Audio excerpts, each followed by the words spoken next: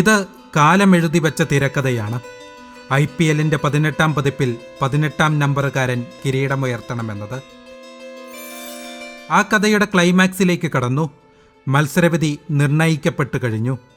ഏതാനും പന്തുകൾ എറിയുവാൻ ബാക്കിയുണ്ട്. ബൗണ്ടറി ലൈനിനരികിൽ ആ 18ാം നമ്പറുകാരൻ ഒന്ന് നെടുവേർപ്പെട്ടു. ആ നിമിഷം സത്യമെന്ന് തിരിച്ചറിയാൻ അയാൾ ഒരൽപ്പം സമയമെടുത്തു. നീണ്ട 18 വർഷങ്ങൾ വേണ്ടി വന്നു വിരാട് കോഹ്ലിക്ക് IPL കിരീടത്തിൽ മുത്തമിടാൻ. അവസാന പന്തും പൂർത്തിയായി. വികാരഭരിതനായി കിങ് കോഹ്ലി ഗ്രൗണ്ടിൽ മുട്ടുകുത്തി. വലിയൊരാശ്വാസമായിരുന്നു അത്. തൻ്റെ യൗവനം, കരിയറിലെ മികച്ച സമയം, ഒടുവിൽ അനുഭവ സമ്പത്ത് എല്ലാം നൽകിയ റോയൽ ചലഞ്ചേഴ്സ് ബംഗളൂരു IPLന്റെ രാജാക്കന്മാരായിരിക്കുന്നു. രാജകിരീടം, രാജാവിൻ്റെ നിയോഗം, അത് പൂർത്തിയായ ദിവസമാണിത്.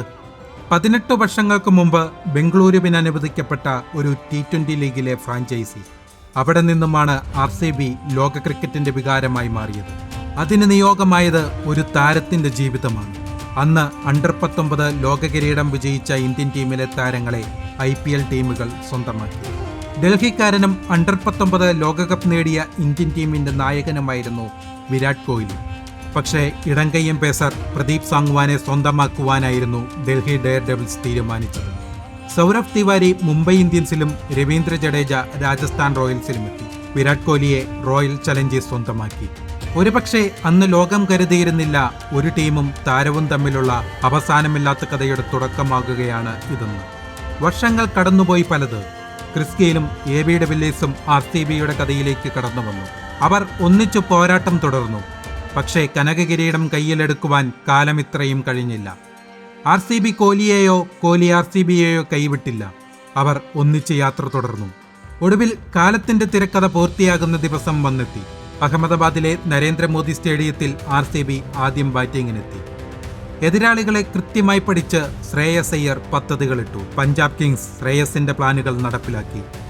കീഴടങ്ങാൻ തയ്യാറാവാതെ RCB ബാറ്റർമാർ നല്ല പോരാട്ടം നടത്തി. അധ്വാനിച്ച് ജയിക്കേണ്ട ലക്ഷ്യം RCB പഞ്ചാബിന് മുന്നിൽ വെച്ചു. 6 റൺസ് അകലെയെത്താനേ ആ പോരാട്ടത്തിൽ പഞ്ചാബിന്റെ രാജാക്കന്മാർക്ക് കഴിഞ്ഞുള്ളൂ. അങ്ങനെയാണ് സംഭവിക്കേണ്ടത്. ഇത് RCBക്കായി കാലം കരുതി വെച്ച സമയമാണ്. രാജാവിന് കാലത്തിന്റെ നീതി ലഭിച്ചിരിക്കുന്നു. പഞ്ചാബിന് തലയുയർത്തി മടങ്ങാം. നിങ്ങളുടെ പോരാട്ടം ക്രിക്കറ്റ് ലോകത്തിന് എന്നും അഭിമാനമാണ്.